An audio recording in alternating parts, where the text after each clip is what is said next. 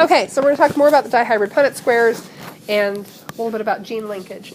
So we've got this flower variety, purple versus pink flowers, purple is dominant. Blue versus brown centers, blue is dominant. So the possible combinations of phenotypes that we would see. We could see purple flowers with blue centers. We could see purple flowers with brown centers.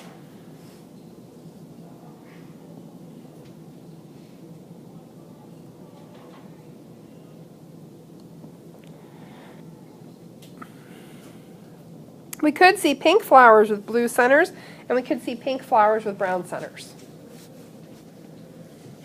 Yes, ma'am. You look at a population of these flowers,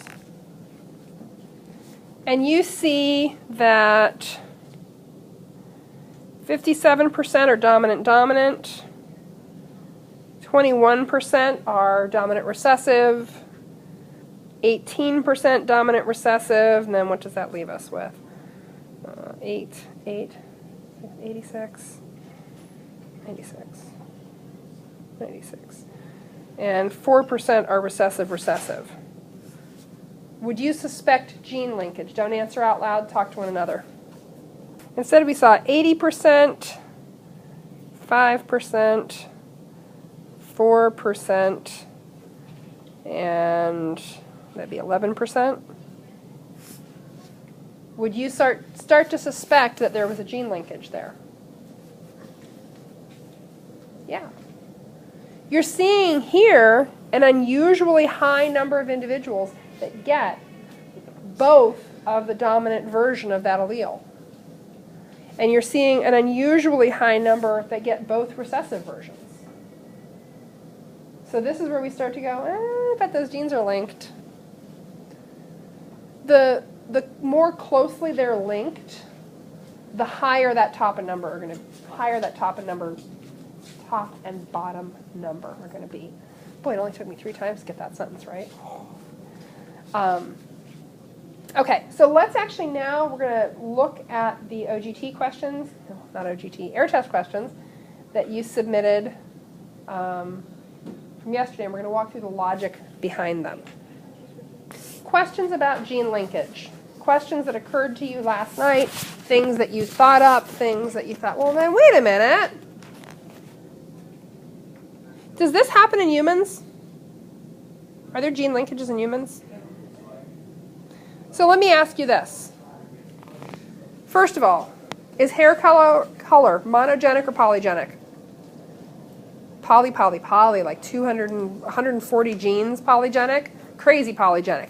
Is eye color monogenic or polygenic? Polygenic. Lots of genes control eye color. That said, I mean, it's not as simple as we lied to you in middle school and told you it was.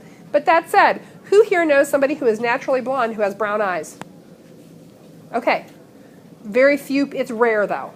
It's very rare. Who here knows somebody who is a natural redhead who has a color of eyes other than blue or green? Okay. Wow, you're hitting all the jackpots. There are exceptions. But in humans, there are certain hair color, coloration, eye color linkages. Now again, these are polygenic. It's not a single gene linked to another single gene. But there are clusters of genes that tend to influence hair color and eye color that are linked.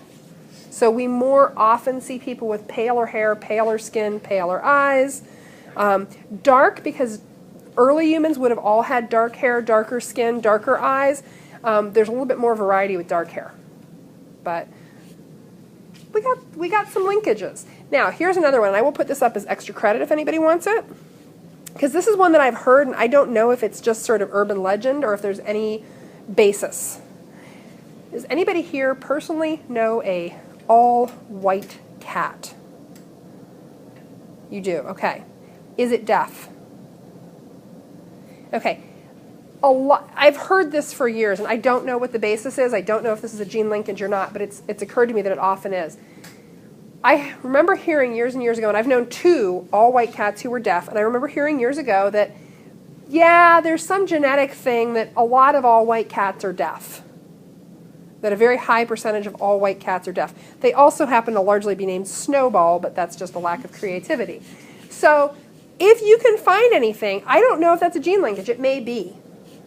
It may be a link between the genes that code for an all-white coat and some sort of congenital defect of the ear. I don't know. All right, any other questions on inheriting 2 traits at once? Can you actually inherit 2 traits at once? Can you actually cross 3 traits at once? Can you cross 30,000 traits at once? Yes, every time an egg meets sperm, it happens. Now, we're not going to write it because that takes more paper than we've got. But yeah, we are crossing all these traits every single time that a conception occurs, every time an egg gets fertilized. All those alleles are meeting and sorting, and all those chromosomes are firing. Yes, ma'am? I want to talk about sex-linked chromosomes. Sex-linked conditions. Was somebody out there right now? Okay. Well, you know, that's what we get. I want to talk about sex-linked conditions. So to do that, we have to talk about what controls biological sex. Finish this sentence not out loud. Write it down. Biological sex is controlled by what? Write it down. Wherever you're taking notes, write it down. What controls biological sex? Sex chromosomes! That would be really obvious. Autosomes are the other ones. Autosomes are, you know, pairs 1 through 22, and then for humans it's pair 23, are the sex chromosomes. Now, write down what those sex chromosomes are. X and Y, anybody? Good. I'm glad. So which combination gets you which biological sex? Ooh, write that down. Ooh, write that down. Which combination gets you which biological sex? Ooh. Most common arrangements are XX, which tends to give you all of the primary and secondary sexual characteristics we associate with being female. And XY, which gives you all the primary and sexual characteristics we tend to associate with being male. So remember, primary sexual characteristics are which gametes you produce. You produce eggs, we say you're female. You produce sperm, we say you're male. Then there are the secondary sexual characteristics. Deep voice versus a higher voice. Growing a nice full beard versus not growing a beard. Having a big, manly jawline versus having a little delicate jawline. Having really gigantic linebacker shoulders versus having little petite shoulders. Now, this came up in the other class, so I'll address it here, because somebody said, well, then, what if there's a boy with a really high voice? Is he a girl? They didn't actually say that. But let's remember something. What's that? It's a bell curve. It's a distribution. So we'll do all of the sexist gender stereotyping stuff, and we'll color this one black, or blue rather, for boys. So if we want to talk about shoulder to hip ratio, if we want to talk about depth of voice, if we want to talk about the amount of hair that grows on your face, is there a distribution of things that occur in males? Sure. I had a friend who had a full bushy mountain man beard at 15. At 15 years of age, he had a 5 o'clock shadow if he didn't shave, like by the end of the school day. It's crazy hairy. Like, he's a monkey. We don't know he's like some sort of gorilla because he's just got this giant beard. Now, I have also known guys who were 24 and had like 3 hairs coming out of one side of their chin. They're both male. It's a secondary sexual characteristic. And there's a wide variety of normal. Normal is what's normal for you. For my friend Brian, having a giant mountain man beard at 15 was normal for him. For my friend Jim, having 3 hairs coming out of his chin when he was in his 20s was normal for him. It's a range. You know, we can look at vocal depth. How deep your voice is. Or how high-pitched your natural speaking voice is. And guess what? We can do the same kind of curve for females And is there overlap? Yeah. Of course there is. Can you have a female who has a deeper voice than a particular male? Yeah. So if that's the mean for males, who here has ever sung a part in choir or anything? Okay. So, tenor is the high male voice, right? Yeah. When I was in high school, I was in choir, and we had a 4-person tenor section. 2 of those tenors were male, 2 of those tenors were female. A couple males with high voices, a couple females with low voices. You know, that's somewhere in here. Not a whole lot of guys can sing tenor, not a whole lot of women can sing tenor. It happens. You know, do you probably have a few guys who can sing alto? Probably. Not many. Do you have any guys who can sing soprano? Maybe somewhere in the world, but it's probably not real common. Remember, this is a distribution. You know, if this is the bass range, do you have any females on the planet who are capable of singing bass? Maybe. They'd be 1 in a million, 1 in a billion, 1 in 7 billion. You know, do you have a few females who can probably sing baritone? Maybe. It's unusual. They probably get mistaken for their brother or their dad on the phone a lot. You know, I have a friend whose son, even after his voice changed, much to his horror, I regularly mistake him for his mom on the phone. He sounds just like his mother. He's got a relatively high male voice, and I try really hard because he doesn't. Poor kid. He's got a higher male voice. I see you're going to spit it out. You know, it's a range. But in general, XX, female, primary and secondary sexual characteristics are going to line up in a particular way. XY, male, primary and secondary sexual characteristics are going to line up in a certain way. Now, let's talk about reproducing these people. I have drawn a male with a big manly jaw. He's very butch. And I've drawn a female with a little tiny petite jaw, and he's got big shoulders, and she's got little tiny delicate shoulders. They really conform to all of the secondary sexual characteristics that we would expect. Hey, I don't. I've got broader shoulders than a lot of guys I know. Built like a farm boy. Oh, well. I can lift heavy things. So anyway, we've got these folks. They have an XY and an XX. When they create gametes, so we'll do his first because it's more interesting. When he creates sperm, 50-50 chance that every single sperm he creates will have a what in it? Look.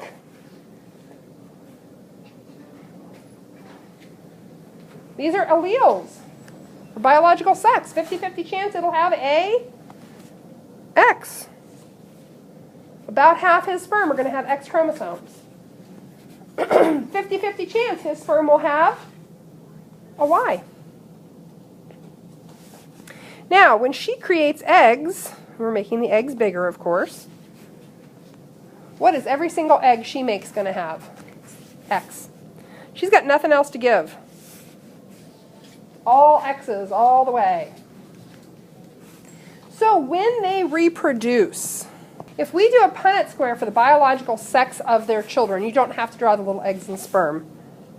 What do we get?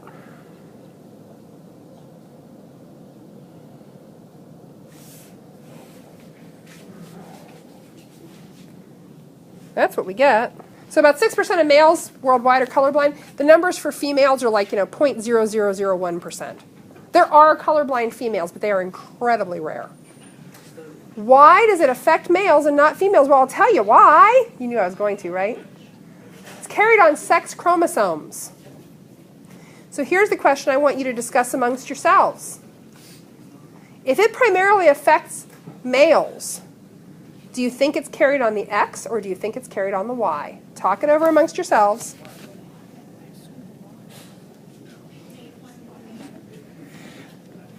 Oh, you all think you're so clever. It's carried on the Y, obviously, because only boys have a Y. So, let me ask you this. You ever been in a car and gotten a flat tire? Oh, okay. Do you have a spare in the trunk? You assume so. You've never seen it. That's okay. You should learn to change your own flats, just saying. Okay, so you have a spare in the trunk, you get a flat tire, you change the tire, no problem, you have backup. You're good. So here's how, so I'm going to step away from which chromosome it's on and all that. And I'm going to tell you that when we have a regular allele, so this is called an autosomal gene, something that's not on a sex chromosome, we just write the alleles like that, big N, big B, little b, big whatever. But when we have something that is sex-linked, we have to write it attached to an X chromosome. And most of the sex-linked genes that exist are on the X chromosome, not the Y chromosome. I mean, there are genes on the Y chromosome, but not a whole lot of them. So we write either X big N or X little n.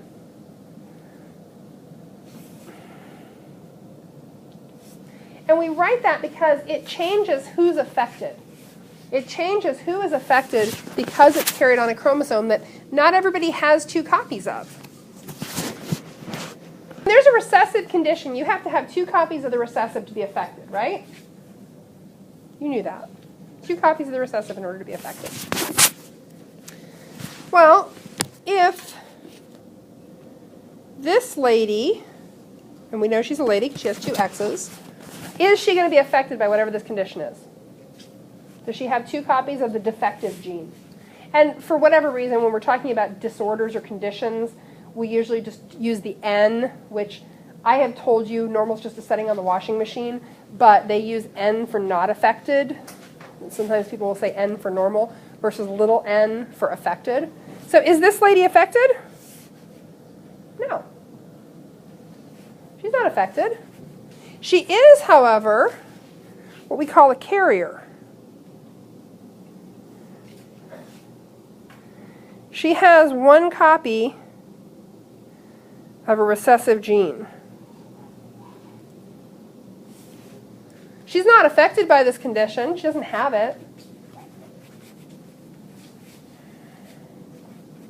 But she's carrying a copy of it. She can pass that copy on to her offspring.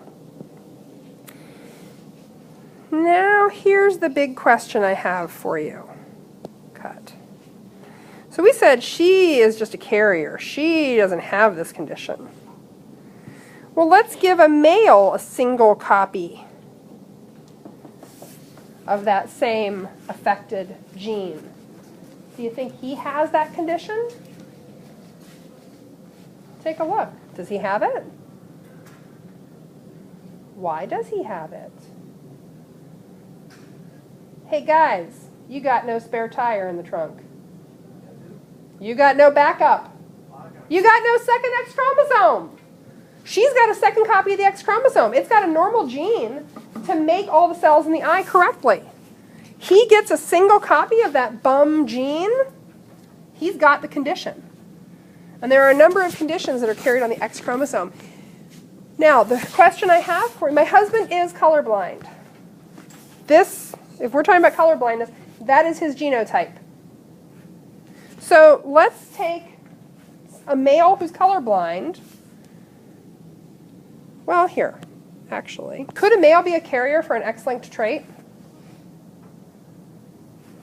No, he's got no place to hide a defective gene. He's got no backup. He can't be a carrier. If he gets a single copy of that gene, he's going to be affected. So we're going to do a Punnett Square with, let's do a carrier female and an unaffected male. Oh, I should show you the unaffected male, huh? X, big N, Y. Unaffected, whoops, male. Okay, so let's do carrier female, unaffected male. X, big N, Y, X, big N, X, little n.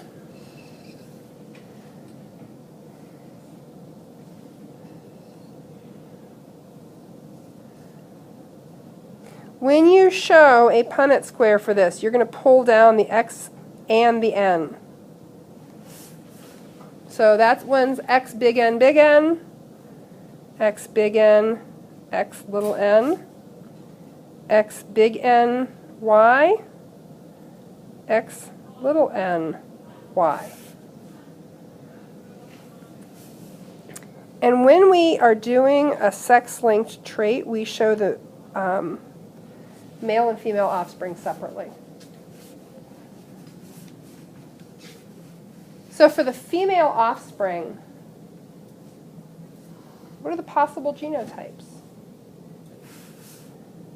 Well, she could have X big N, X big N. She could have X big N, X little n.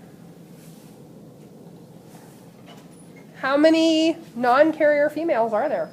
Hold up fingers. How many non-carrier females are there?